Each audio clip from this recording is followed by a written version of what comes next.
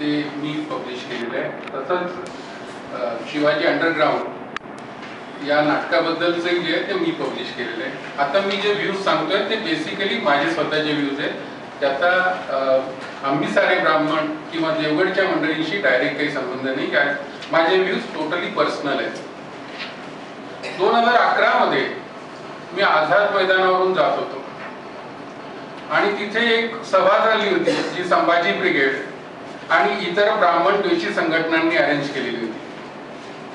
ब्राह्मण समाजाला व्यासपीठावरून ओपनली शिव्या दिल्या जात होत्या, आई बहिणीवरून.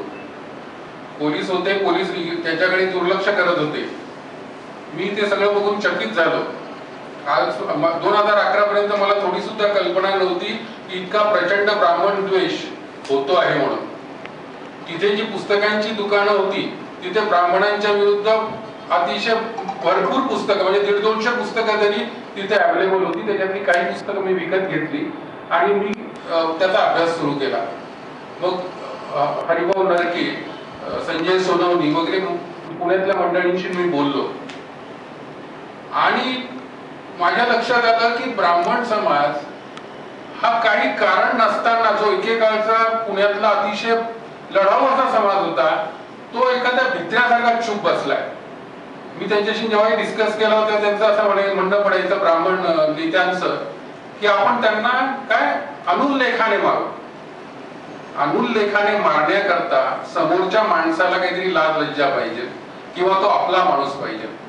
बाहेरच्या लोकांना ज्यांनी फक्त एकच एजेंडा ठेवलाय की ब्राह्मणांना नष्ट करायचं आणि जे ते ओपनली सांगतात आहे की भारताला निर्ब्राह्मण करायचं, त्यांच्याशी तुम्ही सज्जनपणे बोलू शकत नाही.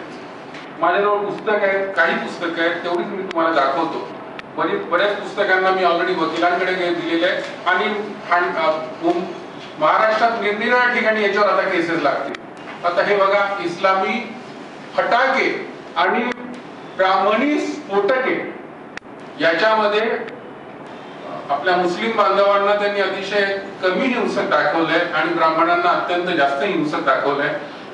मी कुठल्याही जाती धर्माबद्दल द्वेष करण्याकरता कधीच तयार नाहीये किंवा मला चालत नाही. तर मुस्लिमांबद्दलही कोणी द्वेष निर्माण करत असेल तर माझा त्याला विरोध असेल. मुस्लिम असो, सोनार असो, मराठा असो, दलित असो, कोणी असो, या भारताचा जो नागरिक आहे त्याच्या विरुद्ध जातीय विद्वेष पसरला नाही गेला पाहिजे. आणि ब्राह्मण मी आहे, जातीने तरी ब्राह्मण आहे, जन्म माझा झालाय आणि या माणसाने जे प्रक्षोभक उद्गार काढलेत शिवरायांच्या बदनामीचे केंद्र या पुस्तकात, हा म्हणतोय की सर्व ब्राह्मण स्त्रिया या वेश्या असतात आणि सर्व ब्राह्मण पुरुष हे नपुंसक असतात.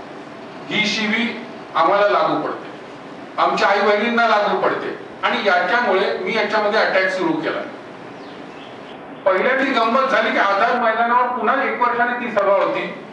मी एकट्याने आझाद मैदान पोलीस स्टेशनला त्याची तक्रार दिली with a copy to CP. आणि विश्वास नाही बसणार तुमचा साहेब की तिथे 200 पोलीस होते आणि ऑर्गनायझर्सला दम दिलेला होता पोलिसांनी की जर एकही शब्द ब्राह्मणांविरुद्ध बोलला तर सभा बंद पाडू. आणि अतिशय शुद्ध पुणेरी ब्राह्मणी भाषेत तिथे त्या व्यासपीठावरून लोक बोलत होते. मला हे म्हणायचंय की जेव्हा आपण कायद्याची मदत घेतो तेव्हा ती प्रचंड शक्ती आहे आणि ब्राह्मण समाजाने यामध्ये दुर्लक्ष करण्यापेक्षा एकत्र येऊन जर याच्या विरुद्ध लढा दिला नाही तर दुसऱ्या महायुद्धात ज्यू लोकांची जी कत्तल झाली, 60 लाख लोक मारले गेले, तीच आपली होऊ शकते ब्राह्मण समाजाची.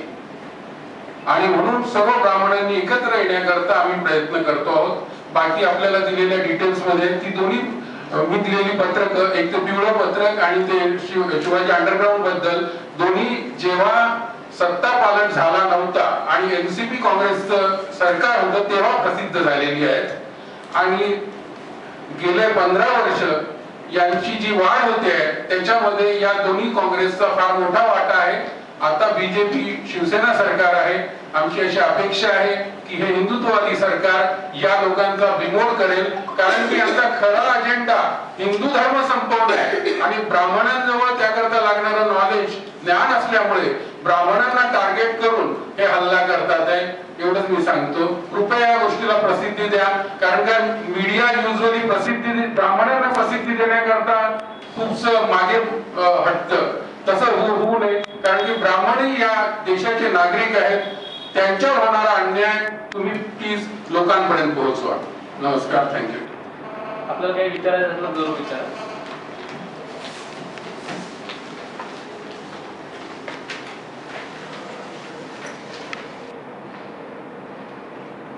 या प्रेस नोट सोबत आम्ही मुद्दामून ॲफिडेव्हिट जे पुरुषोत्तम खेडेकरने हायकोर्टात सादर केलं त्याची झेरॉक्स प्रत जोडली आणि त्या ॲफिडेव्हिट मध्ये माफीनाम्यामध्ये फक्त देऊ नका एक एकच फक्त दाखवा बरं का.